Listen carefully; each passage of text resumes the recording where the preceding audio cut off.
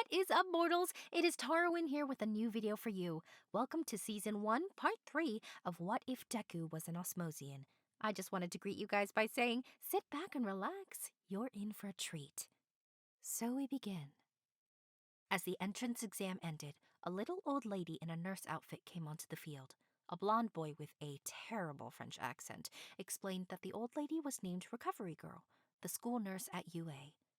Her healing power was the only reason UA could hold such dangerous entrance exams. Recovery Girl checked on all the injured students. This included Uraraka. She would lay a big grandma kiss on an injured person, and then their wounds would heal almost instantly. She also handed out candies to all of the students and told them that they were all winners in her book. Now that the test was completed, the true challenge started. The waiting. Izuku and Inko had been waiting a week to get the results. Both of their nerves were wearing thin.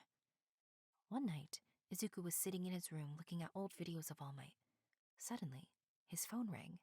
Izuku picked up the device and saw that it was Melissa calling. "Hey, Melissa, what's happening?" "Midoriya, I just wanted to ask if you got your test result yet." The blonde girl spoke in a cheery voice. "Not yet. I'm starting to get worried."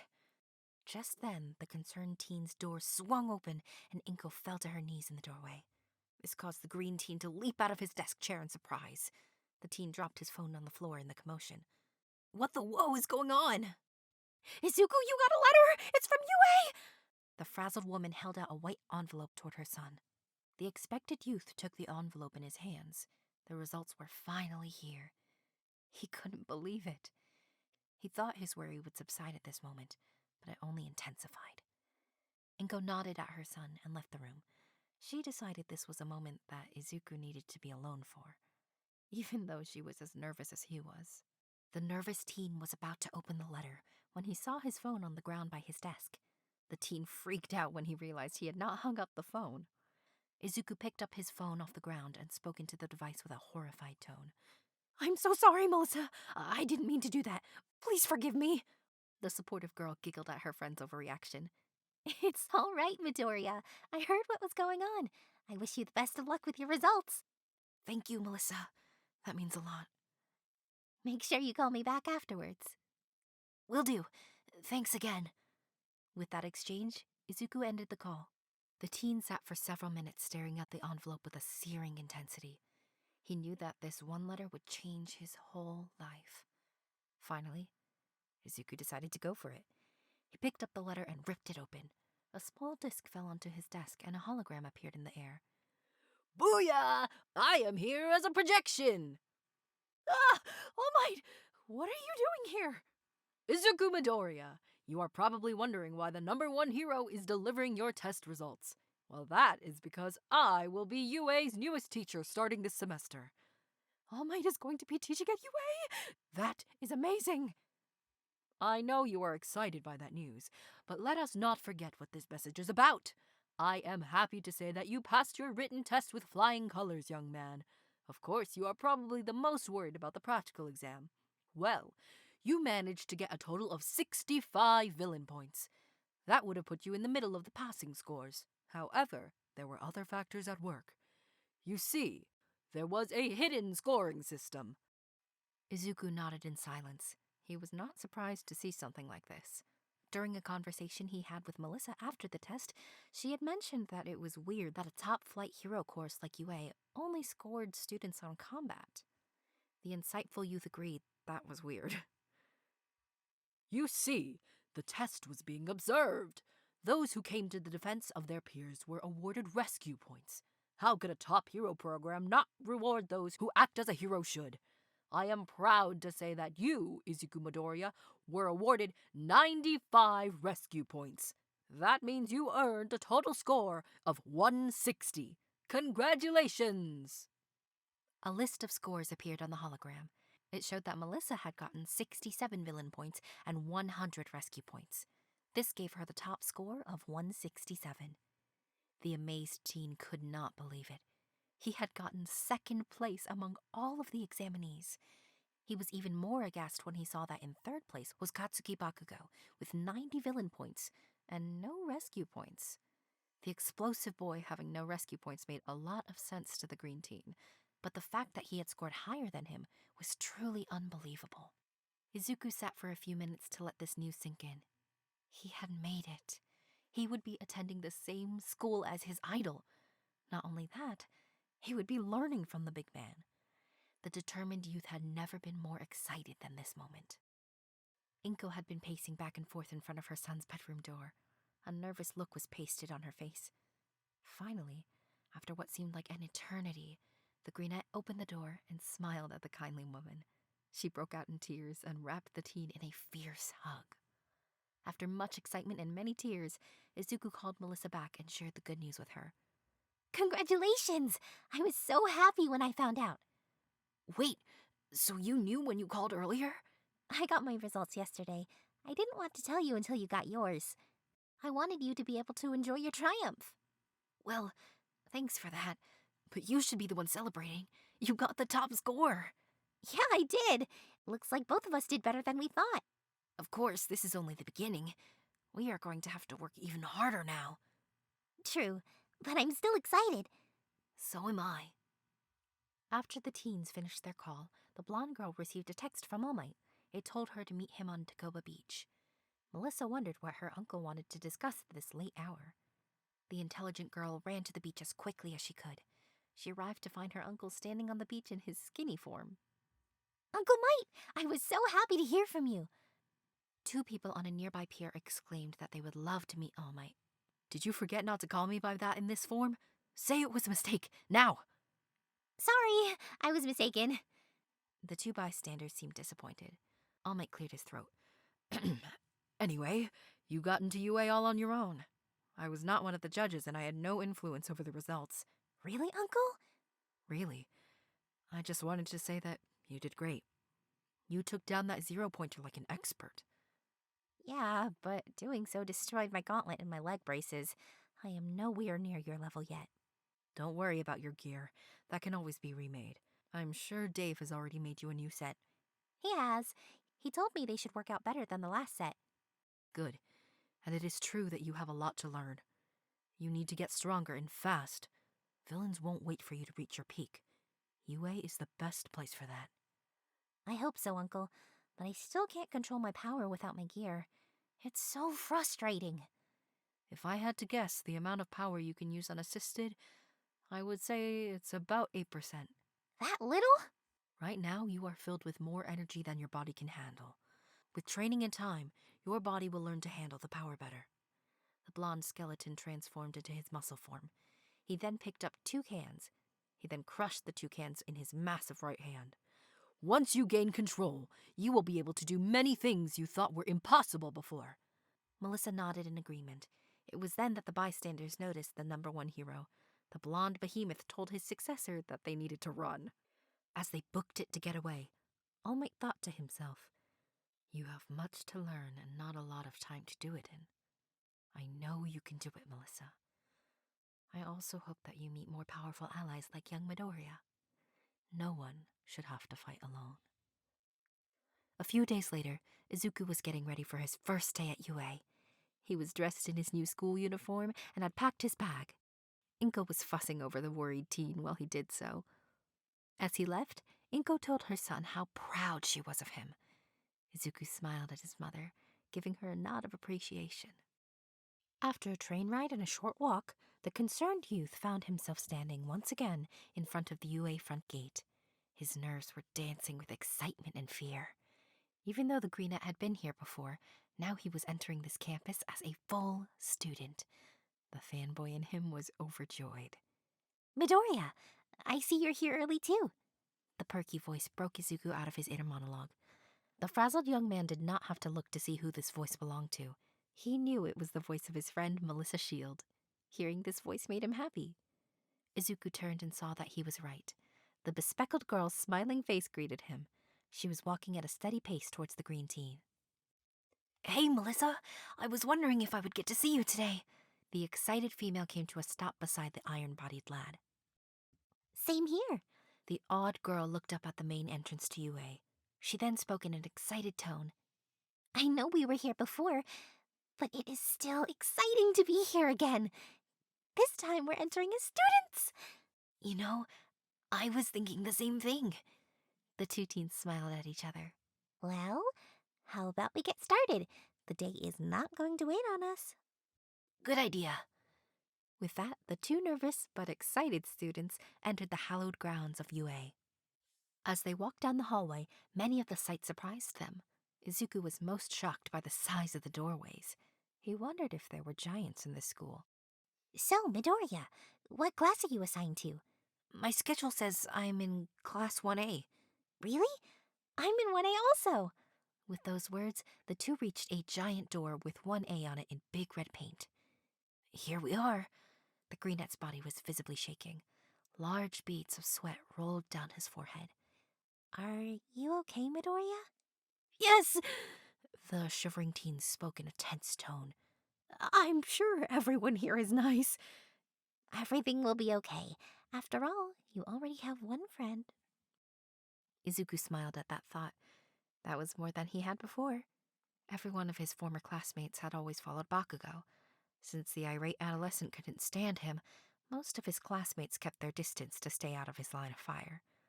Now that the pine-haired kid thought about it, Melissa had been the first person who had been genuinely friendly toward him. That was a shocking realization. You're right. Whatever comes, we'll face it together. Melissa gave the green teen a smile. Izuku thought that the smile seemed a little forced. It gave the teen the feeling his friend was hiding something. Inside, Melissa thought about the secrets she was forced to keep. Her Uncle Mite said that it was important for everyone's safety. Still, she felt bad keeping her friend in the dark. The confused boy wondered what was going on with Melissa, but he figured if she was not telling him something, then she had a good reason. He decided to trust the girl. Here we go! At that moment, the images of Bakugo and the blue-haired boy flashed through his mind. As the greenette slid the door open, a riotous scene met the two's eyes and ears. It involved the two people Izuku least wanted to see. The blue-haired boy and Bakugo were involved in an argument. From what Izuku could put together, the chalky blonde had put his feet on the desk, and the bespectacled boy saw this as an insult to the upperclassmen in the school. Most would have been shocked by this sight, but not Izuku. As Izuku and Melissa entered the room, all conversation ceased. Everyone stared at the two as they walked in. Bakugo got an evil glare in his eyes. A pink-skinned girl whispered, "Those are the two that faced down the zero-pointer." An invisible girl responded, They're also the ones who scored first and second place. The blue-haired boy walked up to the pair. "Hello, my name is Tenya Ida. I must apologize for my treatment of you during the entrance exam. I treated you as a lesser student, but you knew about the rescue points the whole time. I bow to your insight and intelligence." "Well, thank you for that, Ida," you said, "but I had no clue about the rescue points." Izuku felt a little strange getting praise from the strange boy. "What? Really?" Ida moved his arms in a robotic fashion, and he wore a shocked expression upon hearing this information. It's true. We did wonder if that was the case afterwards, but we didn't know about it at the time. It just seemed like the right thing to do. Just then, a feminine voice broke through the conversation. I know those voices. It's Izuku Midoriya and Melissa Shield. The two teens turned and saw that the voice belonged to Ochako Uraraka, the girl they saved in the entrance exam. Uraka, good to see you. Yeah, I see your ankle is all better. Recovery Girl's power healed me all up. I was only off my feet for half a day. Uraraka smiled at the pair. Uraraka then started talking about orientation and what their teachers would be like. All the time, a figure laid just outside the door, listening to the chatter in growing annoyance. "If you're here to make friends, then you are in the wrong place." The voice spoke in a gruff manner. The students all wondered where the voice came from. Finally, they all looked towards the doorway. Lying on the floor was an unshaven man in a yellow sleeping bag. The man unzipped the bag from the inside and stood up. "It took you all 10 minutes to get here and quiet down. That is not going to work." Who is this guy? "I don't know, but I think I've seen him somewhere." "My name is Shota Aizawa. I am your homeroom teacher." The class was all surprised by the sight of a man before them. They all wondered how long he had been outside the door. None of them could remember seeing him. Aizawa looked over his class and huffed in an unimpressed tone. He knew that there was a lot of hard work ahead. He reached into his sleeping bag and pulled out a stack of gym uniforms. All right, all of you get changed into one of these and meet me on the practice field. A short while later, the students had all changed and gathered on the school's practice field. All of them were wondering what they were doing there. Sir, we're going to miss orientation. Uraraka spoke in a heartbroken tone. Aizawa glared at her sternly. You don't have time for that nonsense. All of the students were shocked by the harshness in the scruffy man's voice. At UA, we are not tethered to tradition. That means I get to run my class as I see fit. You have 3 years to prepare yourselves to face the evil in the world. That may seem like a long time, but it isn't. Today, you will take part in several events that will help me assess how powerful your quirk is and what you need to improve on. So, it's a competition, but we get to use our quirks. That sounds fun. Aizawa's hackles went up at the word fun. Sounds like fun, does it? Then how about this? The person coming in last place will be expelled. All of the students' eyes went wide with shock. But we worked so hard to get here. You can't kick us out on our first day. It's not fair. Are natural disasters fair? How about villain attacks? The world is full of unfairness. It's a hero's job to combat that unfairness. Show me that you belong here. Izuku and Melissa looked at each other. They both wanted to complain, but their new teacher was right. If they couldn't pass a simple test, then what hope did they have against villains? It seemed that all of the other students agreed. Each and every one of them now wore a look that was a mix of determination and fear. As the events unfolded, our pine-haired protagonist got high scores in 3 events. He first used his support item to transform his body into steel and crush the grip strength test. He then transformed into rubber to dominate the long jump and long distance run. At the same time, the blonde powerhouse crushed the 50-meter dash, ball throw, and seated toe touches using the power of One for All. As the events came to a close, the students all gathered to see the results. You should already have an idea of where you rank, but here are the final results. The blank-faced man pressed a button on his phone, and a hologram appeared in the air beside him. The rankings showed that Melissa and Izuku ranked 3rd and 4th, respectively. They were beaten out of the top spots by Momo Yayurozu and Shoto Todoroki, respectively. Both teens were happy with their results. Unfortunately, there was someone who was not happy. This person was Katsuki Bakugo. At seeing himself beaten by the green teen, the bomb boy flew into a rage. Damn you, Deku! How dare you score higher than me! The atomic blonde ran at the surprised youth, his hand outstretched to deliver a powerful explosion. Izuku remained unfazed by this show of force. He activated his power and his arm started to shift to steel. The metal-bodied youth was prepared to receive the blow, but there was no need for his preparations. Before the enraged youth could make contact, a pair of cloths wrapped around him and halted his movement. Aizawa stood 2 feet away from the scene, his eyes glowing red. Stand down, Bakugo. How come your scarf is so strong? It's a capture weapon made out of a special metal alloy. As he held the explosive teen at bay, a pair of special goggles became visible around his neck. You're the underground hero Eraserhead! Your power allows you to suppress a person's power just by looking at them! Aizawa did not answer this exclamation. He did not find it a rational use of his energy. I will not allow fighting between students. Anyone who does will be met with harsh punishment. Is that understood? The adamant man kept his gaze on Bakugo the entire time. The other students felt the impact of their teacher's words. Each one was as sharp and piercing as a dagger thrust. After struggling for a few moments, Bakugo relaxed and calmed down. The long-haired man released his overeager student and turned his attention back to the results. This scene had distracted the group from the last place result. The name at the bottom of the list was Toru Hagakure. The unseen girl was already crying. Several other students tried to comfort her, but she was beside herself. No, it can't be. I worked so hard, but I failed. By the way, no one is getting expelled. Aizawa's face contorted into a cruel smile. That was just a logical deception I used to get you to perform your best. All of the students exclaimed at once, A logical deception? The only student not shocked was the first placeholder, Momo Yaoyorozu. I am surprised that you all didn't figure that out.